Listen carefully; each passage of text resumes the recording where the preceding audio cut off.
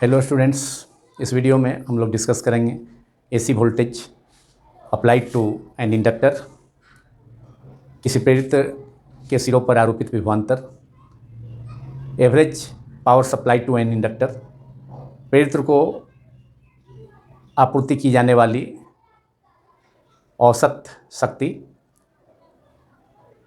And inductive reactance प्रेरणिक प्रतिघात। It is part 3 of chapter 7 alternating current of class 12. First of all, AC voltage applied to an inductor, that is AC circuit containing only inductor or a purely inductive AC circuit. उस circuit को हम लोग discuss करने जा रहे हैं इस video में, जिसमें केवल एक कंपोनेंट प्रेरित्र हो, इंडक्टर हो। जैसे कि कोई कॉइल है तो कॉइल इंडक्टर हो सकता है। Write down, suppose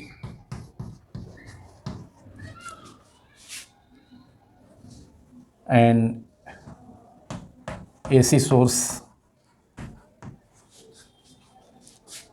of instantaneous voltage V, AC voltage V, capital V is connected to an inductor of inductance capital L, as shown in figure A, that is figure 1A। इस case में figure 1A figure को sketch करते हैं। Suppose करते हैं inductor को हम, कोई कॉइल है तो इंडक्टर का सिंबल इस ढंग से हो, स्पाइरल लाइक ए स्प्रिंग। ये इंडक्टर का सिंबल है जिसका इंडक्टेंस कैपिटल एल है, और इसे कनेक्ट किया जाता है, इंडक्टर को कनेक्ट किया जाता है एसी सोर्स से, N AC source AC supply voltage से, जिसका सिंबल सर्किल दे करके एसी साइकिल को, अल्टरनेटिंग करंट को रिप्रेजेंट किया जाता है इस वेव फॉर्म से, साइनोसॉइडल वेव फॉर्म से। तो सर्किल के अंदर में साइनोसॉइडल वेव फॉर्म को रखा जाता है। तो ये एसी सोर्स का सिंबल हो गया, और इसको एसी सोर्स को कनेक्ट किया गया एक इंडक्टर से जिसका इंडक्टेंस कैपिटल एल है। इसके कारण इंडक्टर के अक्रॉस पोटेंशियल डिफरेंस, दोनों एंड्स के अक्रॉस पोटेंशियल डिफरेंस सेटअप हो जाएगा। तो उसके कारण बैक ईएमएफ, इंडक्टर से होकर के करंट एसी सोर्स से कनेक्ट करने के कारण, इंडक्टर को एसी सोर्स से कनेक्ट करने के कारण इसमें current, AC current I flow करेगी, और इसके कारण इंडक्टर से होकर के करंट फ्लो करने के कारण एक बैक ईएमएफ प्रोड्यूस होगा। इसमें एक बैक ईएमएफ, इंड्यूस्ड ईएमएफ और बैक ईएमएफ स्मॉल ई, जिसे हम L minus L d i by d t minus d phi by d t according to Faraday's second law of electromagnetic induction, and negative sign comes from Lenz rule। तो back EMF produce होगा इसके ends के बीच में, inductor के ends के बीच में, E equal to minus L d i by d t. Now AC voltage, supply voltage AC voltage, instantaneous value of AC voltage can be represented as V equal to V naught sine omega t. So AC voltage, instantaneous value of AC voltage is V equal to V naught sine omega t. This is equation number 1। अब हम current इस circuit में flow करने वाले current, inductor circuit में flow करने वाले current को, करंट का वैल्यू और करंट का एक्सप्रेशन हम ऑब्टेन करेंगे, और उसके बाद कंपेयर करेंगे V और I के बीच में, इंस्टेंटेनियस वैल्यू जो वोल्टेज एंड करंट के बीच में कितना फेज एंगल होगा उसको हम फाइंड करेंगे। तो now let I be the current flows through the circuit containing AC circuit containing inductor and inductor only. इस AC सर्किट में केवल इंडक्टर है, प्रेरित्र है, जिसका प्रेरकत्व कितना है, L है, और करंट फ्लो करने के कारण, इंडक्टर से करंट फ्लो करने के कारण इसके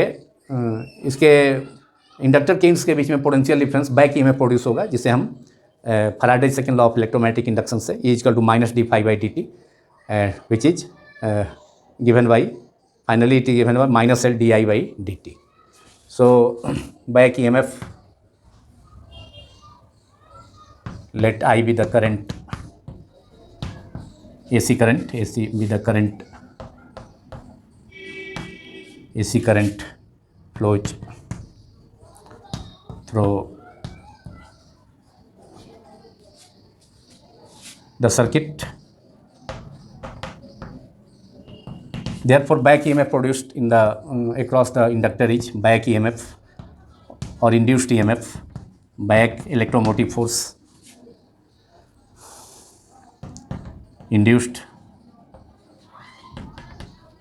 back EMF or induced EMF प्रेरित विद्युत वाहक बल, back EMF induced in the inductor across the inductor, in the inductor is given by E equals to minus L di/dt. di/dt is the rate of change of current through the inductor of inductance L. So total potential difference of the circuit, total potential difference of the circuit is total PD is equal to V applied voltage, AC voltage, plus back EMF E, and according to Ohm's law PD is equal to I into R.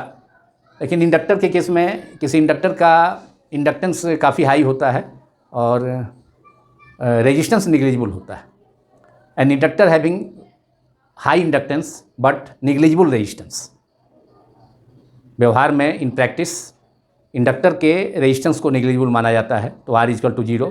So from Ohm's law V equal to potential drop V equal to I into R. लेकिन यहाँ potential drop, चूँकि resistance का value 0 है इसका inductor के case में, तो potential drop 0 हो जाएगा टोटल. तो therefore total P D equal to V plus E equal to I into R. तो आई तो 0 है, इसलिए therefore it is 0. R equal to 0, therefore R is taken as 0. So total P D potential drop across resistor is 0 because resistance of the inductor is 0. तो this is 0, I into R. R नहीं है, R 0 है, इसलिए इसमें net is 0 since inductor के case में इसका resistance negligible. R is taken as nearly taken as 0. R is nearly taken as 0. Therefore, and V is given by V naught sin omega t. So we can write here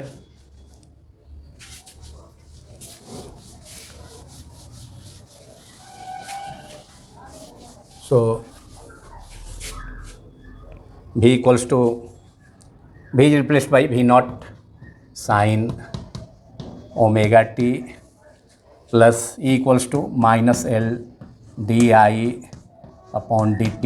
equals to 0. Potential drop across resistor is 0. V equal to I R using Ohm's law. और ये बीच में plus minus minus हो जाएगा, side change कर देंगे तो, और side change करने पर L di/dt minus L di/dt positive हो जाएगा. देयरफॉर L di/dt इस टर्म को RHS में ले जाते हैं. L di/dt equals to V naught sine omega t, और कॉलम di/dt एलिमिनेट कर लेते हैं, equal to V0/L into sine omega t. Therefore di equals to, therefore di we have to take integration on both sides, और di/dt rate of change of current through the inductor. तो di equals to V0/L sine omega t dt. Now integrating both sides of this equation. This is equation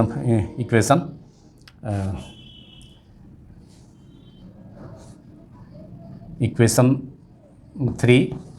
first equation is V equal to V naught sin omega t. Second equation is back EMF induced in the inductor is equal to minus dl by dt, and we can take this equation as 3. Integrating on integration, integrating both sides of equation 3. Therefore, that is on integration. Integrating both sides, we have integral symbol integration का LHS में भी V naught by L, V naught peak voltage, peak AC voltage है, constant है, L क्या है, L inductance है, so V naught upon L is taken out of the bracket because both are constant into sine omega t d t. This is equal to V naught by L sine omega t d t is equal to minus cos omega T minus cos omega t upon omega. Now we have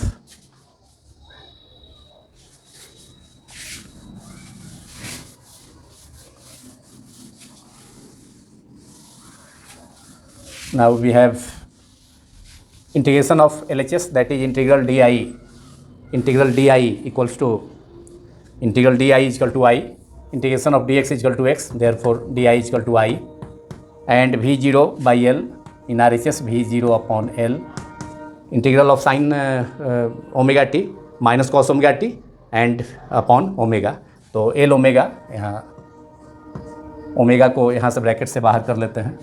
omega is taken out of the bracket and L omega into minus cos omega T. Now here V not is the peak voltage. L omega is called inductive reactance, that is opposition offered by the inductor to flow of AC current through it is called inductive reactance, which is similar to resistance in resistive circuit. तो Ohm's law से compare करें तो I naught हो जाएगा, I naught peak current, I naught is equal to V naught upon R resistive circuit में. तो यहाँ तो V नॉट है, लेकिन R रेजिस्टिव सर्किट में R के जगह यहाँ L ओमेगा है, तो ये रेजिस्टेंस जैसा ही टर्म होगा इंडक्टिव सर्किट में, और it is called inductive reactance and it is denoted by the symbol L omega. तो V naught upon XL, V naught upon XL, it is denoted by the symbol XL inductive reactance, and minus cos omega t we can write minus cos omega t as sin omega t minus pi by 2. Sin omega t minus pi by 2 is minus cos omega t. Where, write down here, where L omega is called inductive reactance. Symbol is inductive reactance. That is inductive reactance. That is resistance or opposition offered by an inductor to flow of AC current through it is called inductive reactance. कभी कभी short question में इसको generally usually सभी boards में, जितने भी boards हैं, state boards और CBSE बोर्ड्स बोर्ड में पूछा जाता है शॉर्ट क्वेश्चन में, inductive defined inductive reactance and write down it's units. तो इसे शॉर्ट क्वेश्चन में पूछा जाता है, या 1 मार्क्स के क्वेश्चन में भी पूछा जा सकता है, व्हाट इज इंडक्टिव रिएक्टेंस. तो inductive reactance and this is it is denoted by the symbol XL. इसका सिंबल XL, XL सिंबल से इसे डिनोट करेंगे. So V naught by XL. Now V naught peak value of voltage by inductive reactance, और inductive reactance को फिर हम frequency के term में भी एक्सप्रेस कर सकते हैं, 2 पाई न्यू. फिर हम उसको बाद में भी डिस्कस करेंगे अलग से इंडक्टिव रिएक्टेंस को. लेकिन यहाँ पर V naught by XL is what, I0 peak current using Ohm's law, I equal to V by R. तो I naught equal to V naught peak voltage upon resistance. ये resistance is offered by the inductor is inductive reactance, so it is V naught by XL is I naught. Therefore final expression for current flows through the AC circuit containing inductor only, I is equal to I naught into sin omega t minus pi by 2. अब equation 1 में instantaneous value of voltage को दिया गया था, यह equation number 4. Equation instantaneous value of voltage को represent किया गया था V equal to V naught sine omega t. AC voltage जो एसी सोर्स जो एसी सोर्स को कनेक्ट किया गया था सर्किट में डायग्राम में इंडक्टर से, जिसका इंडक्टेंस सेल है, तो उसका इंस्टेंटेनियस वैल्यू ऑफ वोल्टेज को दिया गया था, एक्सप्रेस किया गया था V = V0 sine omega t से। Therefore we have comparing equation 1 that is V = V0 sine omega t and here current I = I0 sine omega t minus π/2। तो comparing equations 1 and 4, that is equations representing voltage, instantaneous voltage and instantaneous value of current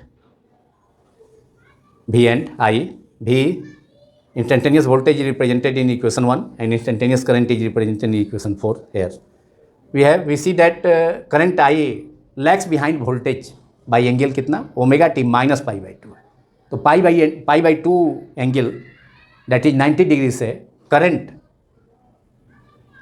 मतलब inductive circuit AC circuit में current I voltage से कितना angle से π/2, चूँकि आई वाले जो instantaneous value आई को रिप्रेजेंट किया गया है जिस इक्वेशन में, तो उसके ओमेगा टी में माइनस π/2 है, इसका मतलब है। और वोल्टेज का इक्वेशन एसी इंस्टेंटेनियस वोल्टेज का इक्वेशन है V = V0 sine omega t. तो V0 साइन ओमेगा टी के कंपेरिजन में यहाँ पर करंट के एक्सप्रेशन में ओमेगा टी टर्म में माइनस π/2 माइनस है, सब्ट्रैक्टेड है। तो इसका मतलब है कि वोल्टेज से एसी वोल्टेज से current, AC current inductive circuit में जिसमें इंडक्टेंस हो, प्रेरित्र हो, कॉइल है, तो उसमें π/2 से लैग करता है। इसको हम टाइम डायग्राम से इसके वेव फॉर्म को, वोल्टेज और करंट को, मतलब टाइम के साथ वोल्टेज और करंट के वेरिएशन को, इस फेज लैग को हम टाइम डायग्राम से वेव फॉर्म, दोनों का वेव फॉर्म वोल्टेज और करंट के वेव फॉर्म से रिप्रेजेंट कर सकते हैं टाइम डायग्राम से। Comparing equation 1 and 4, it is clear that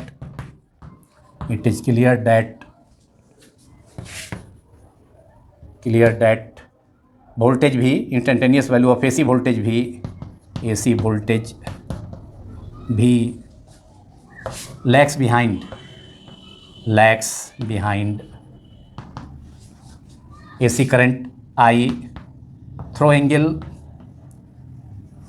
π/2, that is 90 degree angle π/2, and इसे हम रिप्रेजेंट कर सकते हैं इसके टाइम डायग्राम में, वोल्टेज और करंट का टाइम के साथ वेरिएशन को टाइम डायग्राम में इसको हम रिप्रेजेंट कर सकते हैं।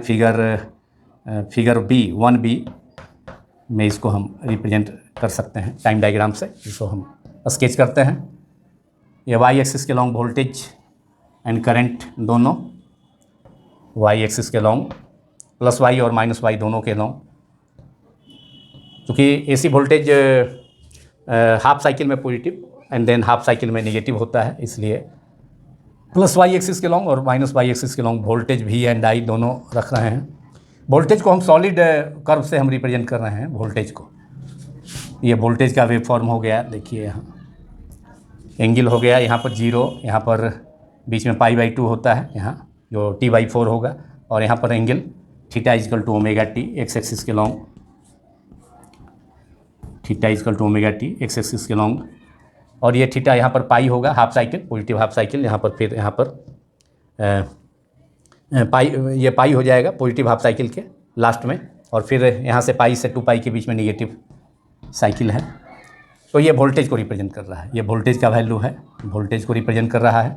यहाँ पर वोल्टेज का पीक वैल्यू है प्लस V0, और ये वोल्टेज का यहाँ पर 3π/2 यहाँ एंगल 270 डिग्री, और यहाँ पर वोल्टेज का मैक्सिमम वैल्यू है लेकिन अपोजिट डायरेक्शन में, ये -V0, ये एंगल हो गया 3π/2, ये वोल्टेज को रिप्रेजेंट कर रहा है। अब यहाँ पर करंट के लिए कर्व जो एक्सप्रेस करेंगे, चूँकि यहाँ पर जब 0 है, वोल्टेज 0 है, टाइम = 0 पर वोल्टेज 0 है, थीटा = 0 पर वोल्टेज 0 है उस सिचुएशन में, तो उस समय करंट जो होगा, करंट वह 0 नहीं है, करंट का जो पोजीशन है वह 0 होगा। तो इसलिए ये जो करंट का जो वेव फॉर्म है इसको हम डॉटेड से रिप्रेजेंट करते हैं, ये इस ढंग से।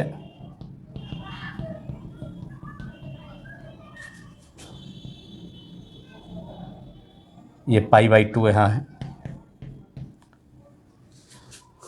π/2 पर वोल्टेज मैक्सिमम है, लेकिन π/2 पर करंट जो है यहाँ पर ये यहाँ से होकर क्रॉस करता है। मतलब वोल्टेज करंट ये वोल्टेज जीरो है t=0 पर या θ=0 पर, उस समय करंट जीरो नहीं है। तो करंट जीरो हो रहा है कितने एंगल, करंट जीरो कहाँ पर हो रहा है, यहाँ पर करंट जीरो जो हो रहा है π/2, यहाँ पर इसका पोजीशन जीरो है। और पाई पर वोल्टेज जीरो है लेकिन करंट जीरो नहीं है। और फिर यहाँ 3π/2 से ये 3π/2 पर वोल्टेज का मैक्सिमम वैल्यू है अपोजिट डायरेक्शन में, लेकिन यहाँ करंट जो है यहाँ पर सेम फेज में नहीं है। अब करंट यहाँ पर जीरो हुआ। और इसके बाद फिर तो कहने का मतलब है कि π/2 का ये जो अथी है फेज डिफरेंस, π/2 से करंट आई वोल्टेज V से लैग बिहाइंड हो रहा है, पीछे हो जाए, पिछड़ रहा है। अब इसके बाद तो करंट को डॉटेड कर्व से हम रिप्रेजेंट कर रहे हैं। तो ये करंट का वेव फॉर्म हो गया, जिसको डॉटेड से देखा जा सकता है कि यहाँ वोल्टेज का मैक्सिमम वैल्यू है लेकिन अपोजिट डायरेक्शन में 3π/2 पर, जबकि 3π/2 पर आकर के करंट यहाँ पर मीट कर रहा है, करंट यहाँ पर फॉल कर रहा है, मतलब इसका वैल्यू जीरो हो रहा है। तो π/2 एंगल से, ये एंगल π/2 से है, π/2 से ये current alternating current alternative voltage से लैग बिहाइंड पीछे हो रहा है, पीछे छूट रहा है। इस डॉटेड लाइन के द्वारा, डॉटेड कर्व के द्वारा हम करंट को, AC करंट को रिप्रेजेंट किए हैं, जो कि AC वोल्टेज से π/2 एंगल से लैग बिहाइंड हो रहा है, पीछे छूट रहा है। तो ये टाइम डायग्राम हो गया। और ये भी रिप्रेजेंट कर रहा है, ये जो टाइम डायग्राम है, जो वेरिएशन है वोल्टेज करंट का टाइम के साथ, तो वह भी रिप्रेजेंट कर रहा है कि यहाँ पर AC करंट AC वोल्टेज से π/2 एंगल से लैग कर रहा है, पीछे छूट रहा है। This is figure 1b। अब हम फेजर डायग्राम को स्केच कर सकते हैं, इसी आधार पर फेजर डायग्राम को एक्सप्रेस कर सकते हैं।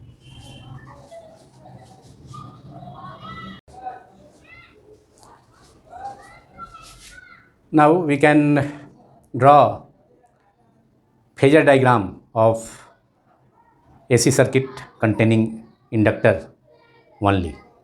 अब फेजर डायग्राम को हम स्केच करते हैं, जिसमें कि इक्वेशंस 1, जिसमें इंस्टेंटेनियस वैल्यू ऑफ वोल्टेज को रिप्रेजेंट किया गया था V = इक्वेशन 1 में instantaneous value of voltage V = V0 sin ωt, and equation 4 में instantaneous current AC current I = I0 sin ωt -π/2। और यहाँ से क्लियर है कि करंट I वोल्टेज V से दोनों को कंपेयर करने पर π/2 एंगल से, दैट इज 90 डिग्री से लैग कर रहा है, जिसको कि टाइम डायग्राम में भी हमने देखा। Variation of voltage and current with time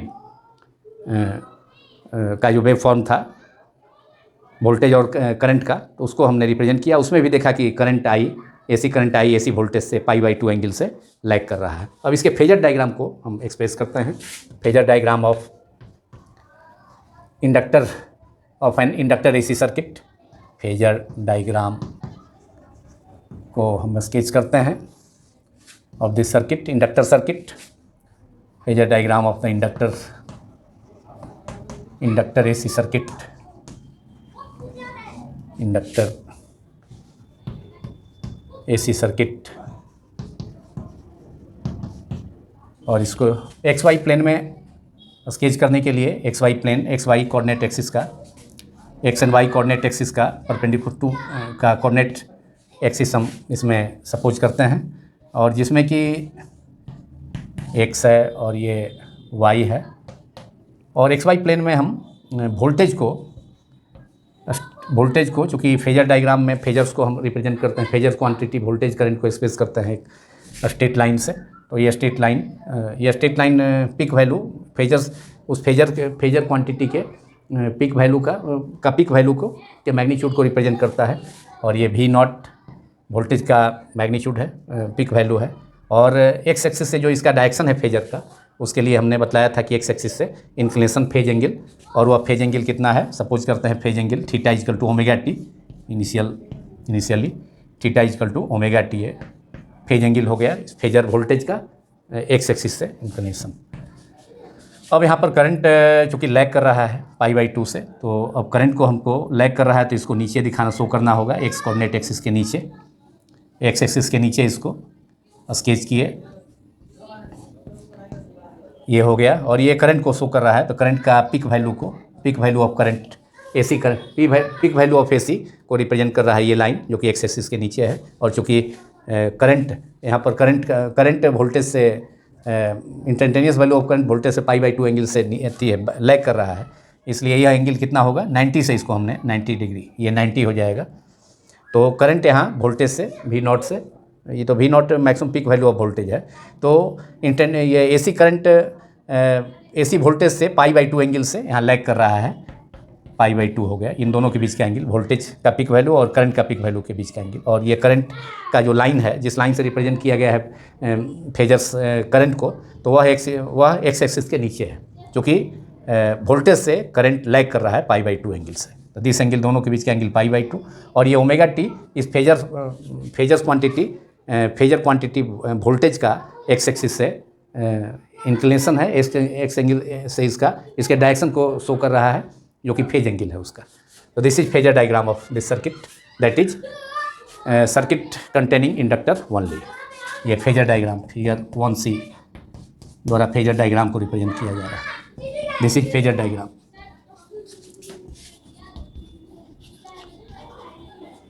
of inductor circuit, inductor AC circuit, that is AC circuit containing inductor only.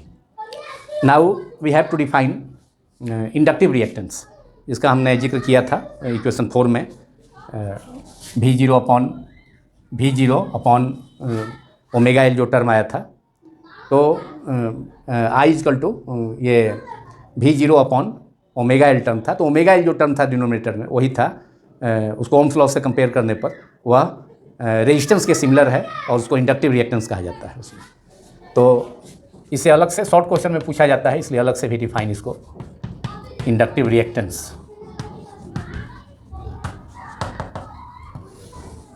And it is similar to resistance, इसलिए इसका यूनिट SI यूनिट रेजिस्टेंस का ohm होता है, so hence SI unit of inductive reactance will also ohm. तो write down इस definition, the resistance और opposition, the opposition और obstruction, opposition और ऑब्स्ट्रक्शन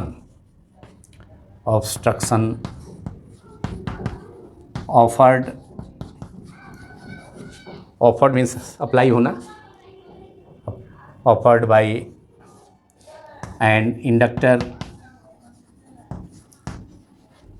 टू, इंडक्टर का एग्जाम्पल कॉइल हो गया, हिंदी में इसे प्रेरित्र कहा जाता है, to flow of AC, that is current, AC current, flow of current, AC current through it is called inductive reactance.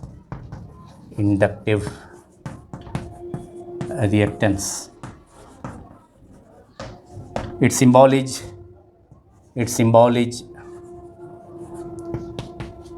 of inductive reactance is XL, suffix में L होगा XL, और इसका फॉर्मूला हो जाएगा XL equal to omega into L, जो equation 4 से हमने obtain किया था।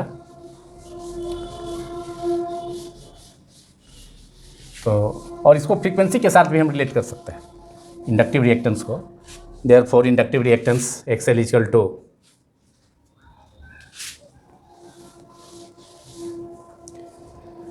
इंडक्टिव रिएक्टेंस XL, इंडक्टिव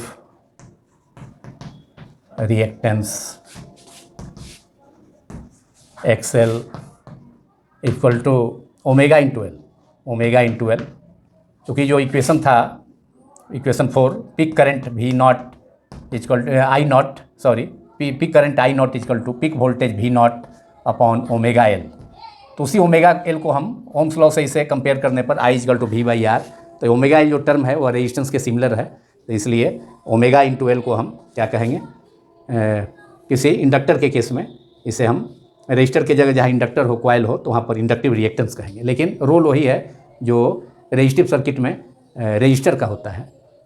वही रोल इसका भी है, इंडक्टिव रिएक्टेंस का भी, लेकिन यहाँ पर इंडक्टिव सर्किट में या जिसमें कोई कॉइल है, इंडक्टर है, उस केस में। तो इंडक्टिव रिएक्टेंस का फार्मूला हो गया ओमेगा इंटू एल, और omega angular frequency of AC है। Omega is the angular frequency of AC, कोणीय वेग है, कोणीय आवृत्ति है एसी का, अल्टरनेटिंग करंट का। तो ओमेगा इजकल टू होता है 2 पाई एन, एन फ्रीक्वेंसी है और ओमेगा एंगुलर फ्रीक्वेंसी है, एंगुलर फ्रीक्वेंसी और angular velocity. Omega is angular velocity, angular velocity, और एंगुलर फ्रीक्वेंसी भी इसे कहा जाता है। Therefore inductive reactance XL can be expressed in terms of frequency as. अब इंडक्टिव रिएक्टेंस एक्सएल को हम एंगुलर फ्रीक्वेंसी के रूप में, फ्रीक्वेंसी के रूप में एक्सप्रेस कर सकते हैं। तो ओमेगा की जगह क्या रखना होगा, 2 pi n into L. This is another formula of inductive reactance in terms of frequency n, and in terms of angular frequency XL is equal to omega into L. N is what is N?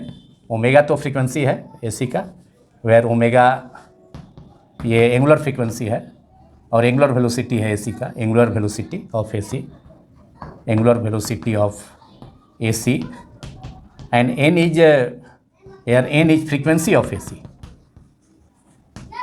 Angular frequency या angular velocity frequency का 2 पाई times होता है। 2 पाई से frequency में multiply कर देंगे तो angular frequency हो जाएगा। तो this is frequency of AC. और यहाँ फ्रीक्वेंसी के साथ इंडक्टिव रिएक्टेंस का लीनियर रिलेशन है। लीनियर रिलेशन है तो इसको ग्राफ से, ग्राफिकली हम रिप्रेजेंट कर सकते हैं। Variation of inductive reactance with frequency, तो उसको हम ग्राफिकली रिप्रेजेंट कर सकते हैं। वाई एक्सिस के लॉन्ग अगर एक्सेल को रखा जाए और एक्स एक्सिस के लॉन्ग फ्रीक्वेंसी को या एंगुलर फ्रीक्वेंसी को, तो उसका भी वही वेरिएशन होगा, लीनियर वेरिएशन है एक्सेल के साथ, ये एक्सेल है। तो फ्रीक्वेंसी बढ़ने के साथ, फ्रीक्वेंसी अगर बढ़ेगा तो इंडक्टिव रिएक्टेंस का भी वैल्यू बढ़ेगा। तो इसलिए ग्राफ जो होगा, ये straight line graph will be a straight line passing through the origin. ये प्लॉट हो गया इंडक्टिव रिएक्टेंस एक्सएल जिसका सिंबल है, और फ्रीक्वेंसी एन का, या एंगुलर फ्रीक्वेंसी का भी वही बात होती, वैसा ही ग्राफ। तो जैसे जैसे एन का वैल्यू बढ़ेगा, फ्रीक्वेंसी का वैल्यू बढ़ेगा, तो इंडक्टिव रिएक्टेंस का भी वैल्यू बढ़ेगा। अब इसका एसआई यूनिट होता है, SI unit of inductive reactance is equal to SI unit of resistance, और डायमेंशन फार्मूला भी वही होगा जो रेजिस्टेंस का है, वही इंडक्टिव रिएक्टेंस का भी होगा। तो SI unit of inductive reactance, SI unit of inductive reactance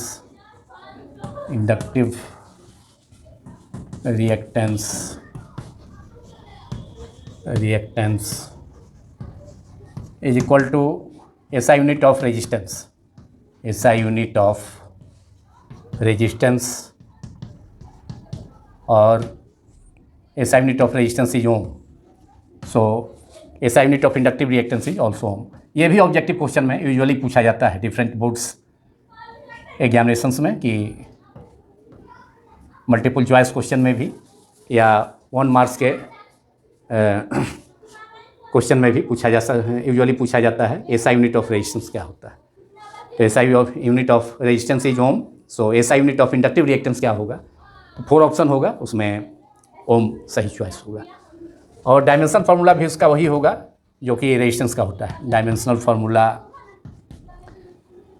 formula of inductive reactance is ml का पावर 2, वही रेजिस्टेंस का dimension formula, inductive reactance is equal to dimension formula of resistance is equal to dimension formula of resistance, and which is ml to the power 2 t minus 3 a minus 2, dimensional formula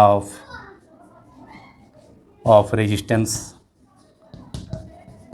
which is ml to the power 2 ml to the power 2 t minus 3 a minus 2। अब हम video को समाप्त करने के पहले यह देखना चाहेंगे कि इंडक्टर AC और DC में से किसे आराम से फ्लो करने देगा? तो डीसी के फ्रीक्वेंसी 0 होती है। विच current will easily pass through an inductor, AC और डीसी, ये हम जानना चाहते हैं। तो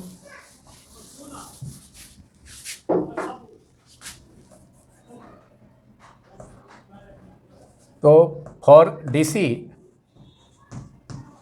डायरेक्ट करंट के लिए फ्रीक्वेंसी इसका 0 होता है।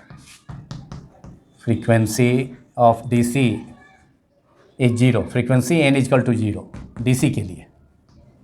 और यहाँ इंडक्टिव रिएक्टेंस का जो फार्मूला है, inductive reactance XL is equal to 2 pi n omega into L, and omega into L, and omega is 2 pi n into L.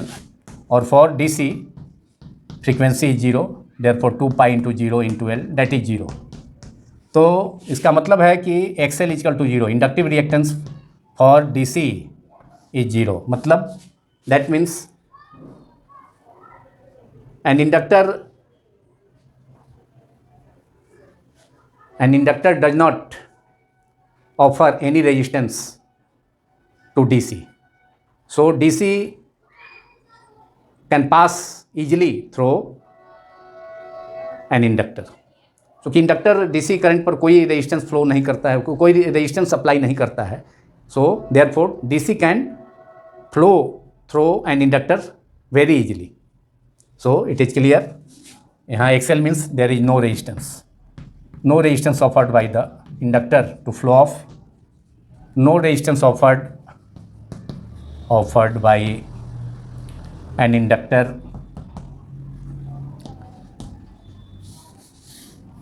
to flow off DC, to DC flow, DC direct current flow, or flow of DC current, flow of DC.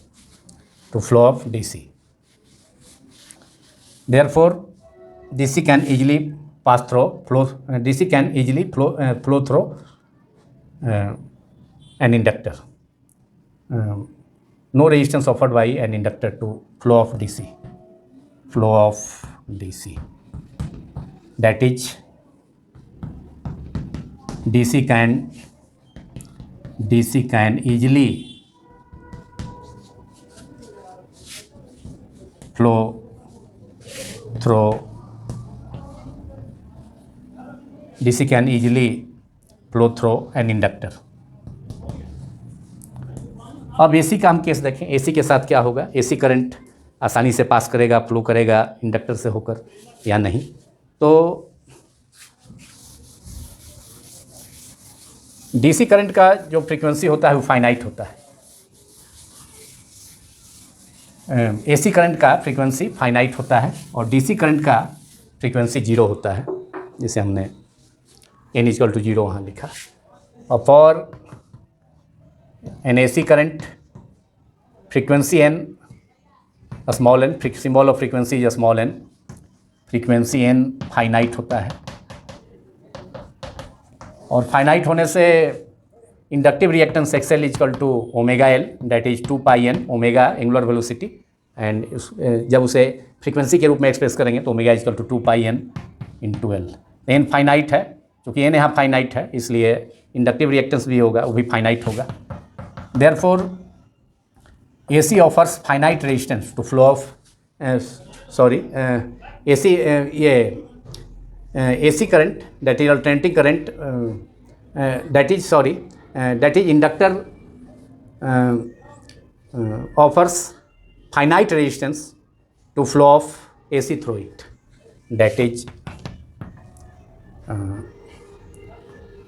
and inductor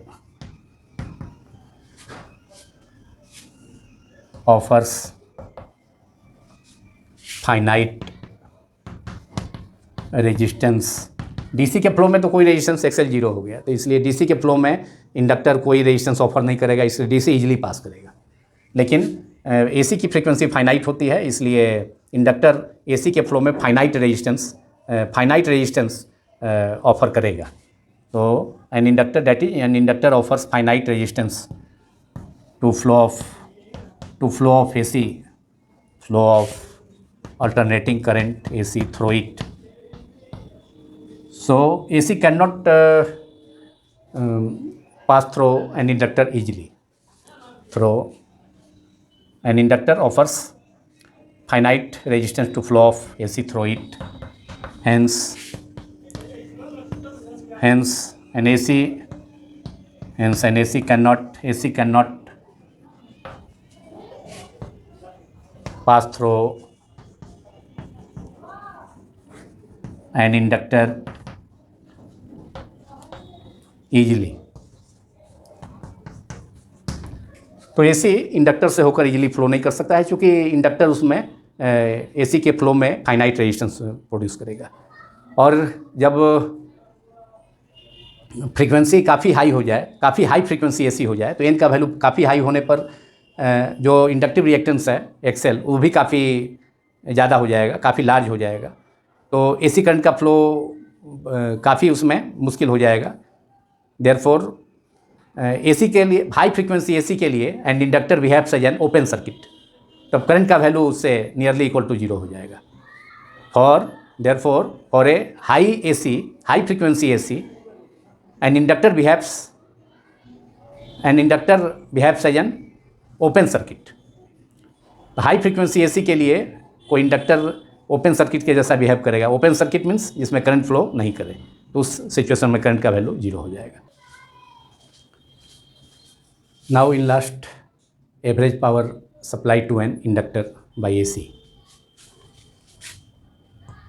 Power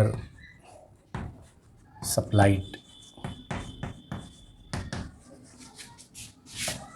to an inductor in one complete cycle of AC, to an inductor in one complete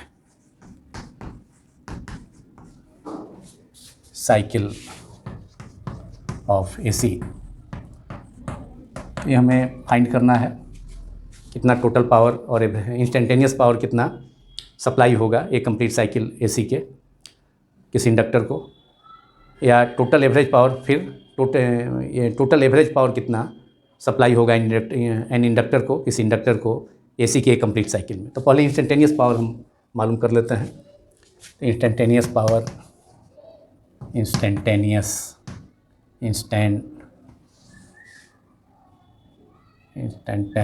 power, इसे हिंदी में तात्क्षणिक शक्ति कहा जाता है। Instantaneous power supplied to an inductor in one complete cycle of AC, to an inductor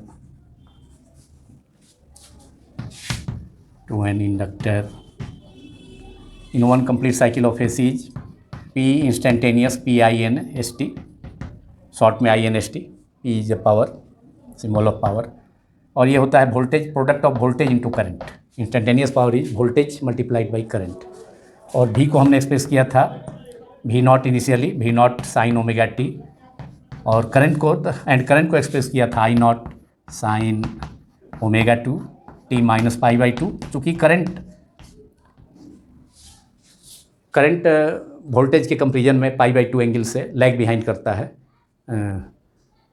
in an AC circuit containing inductor only. जिस circuit में केवल inductor होता है, प्रेरित्र होता है, तो उसमें करंट वोल्टेज से पाई बाई 2 एंगल से लैग करता है। So current is expressed, I is expressed I0 sine omega t minus pi by 2, while voltage V is expressed V0 sine omega T. Now it is V0 into I0, दोनों constant है। Peak value of voltage, I0 is the maximum value off peak value of current, sign omega t, and sign omega t minus pi by 2 is minus cos omega t, minus cos omega T. अब हम minus को बाहर कर लेते हैं, आगे कर लेते हैं, तो V0 और 2 से मल्टीप्लाई कर देते हैं न्यूमरेटर डिनोमिनेटर में, और वैसा करने से हमें एक formula 2 sine omega t into cos omega t equal to sine 2 omega t. तो V0 by I0, numerator denominator में 2 से मल्टीप्लाई कर दिए, तो माइनस कॉस ओमेगा टी है, माइनस बाहर आगे आ गया, तो V0 I0 upon 2 multiplied by 2 sine omega t into cos omega t equals to instantaneous power है ये, P instantaneous PINST equals to minus V0 I0 upon 2 is multiplied by sine 2 omega t, sine 2 omega t. तो ये instantaneous power supplied to an inductor in one complete cycle of AC, ये हमें मालूम हुआ। And this is equation 5 after 4, last equation by 4, equation number 4, it is 5। Now average power in one complete cycle, average power supplied to an inductor in one complete cycle of AC. Now average power, total average power supplied to an inductor in one complete cycle of AC, one complete cycle of AC,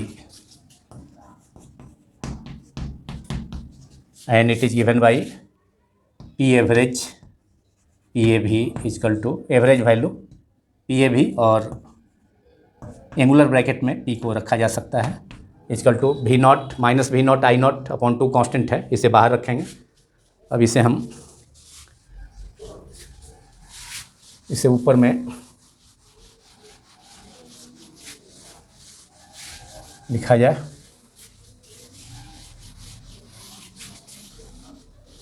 so average power PAV supplied to an inductor is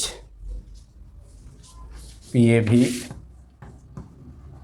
और P को angular bracket में, average का symbol A भी है, P को angular bracket में रखा जाए, equals to V0 I0 by 2, comma या थी कांस्टेंट है, तो इसको बाहर कर लेते हैं, माइनस V0 I0 बाई 2, और साइन 2 ओमेगा टी का एवरेज वैल्यू लेना होगा। तो साइन 2 ओमेगा टी को का average one complete cycle of AC में, इसको एंगुलर ब्रैकेट के अंदर में साइन 2 ओमेगा को रखा गया, और साइन 2 ओमेगा टी का एवरेज वैल्यू फिर हम मालूम कर सकते हैं 0।